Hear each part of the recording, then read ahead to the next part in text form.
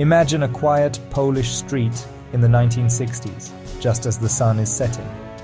Suddenly, a black limousine glides into view, its engines rumble breaking the peaceful silence.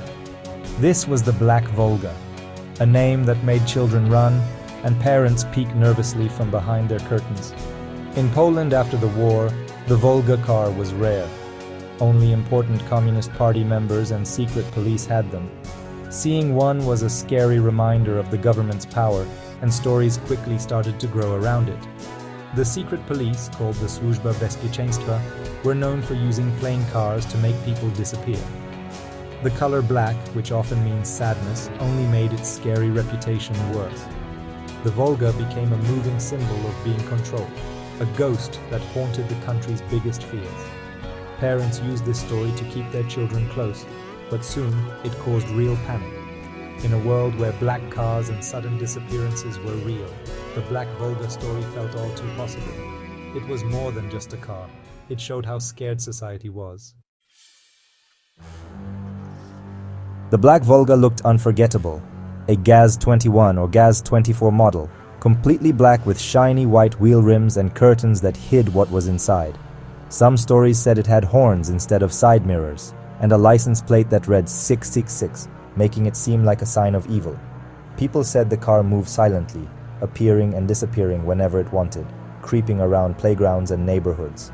In some spooky versions, the driver would ask for the time. If you answered, you would die at that exact hour the next day, unless you said, "It is God's time." These details changed the Volga from a car used for kidnapping into a mythical monster. It became a cursed object, a ghostly hunter, playing on old fears of demons and the devil. The story gave people a small sense of being able to do something, even if it was tiny, against a threat they couldn't stop. The Black Volga was no longer just a car. It was a myth on wheels.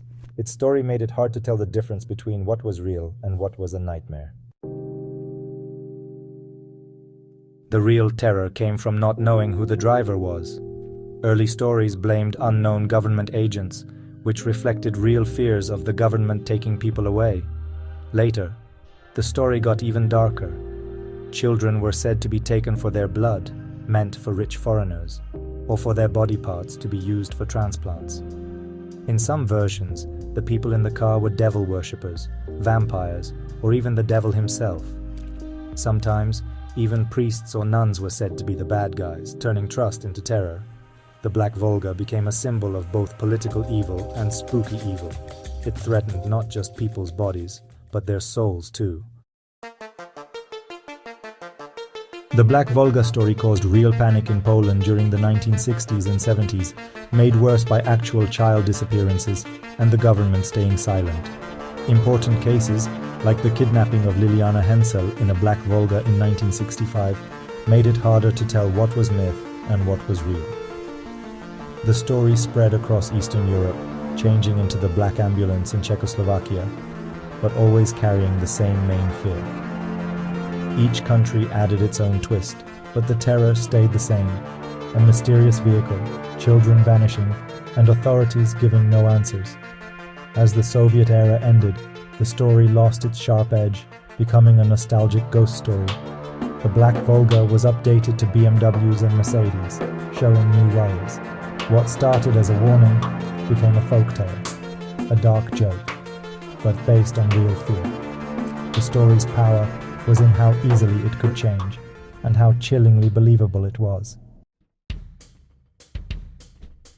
At its heart, the Black Volga story is about fear and power.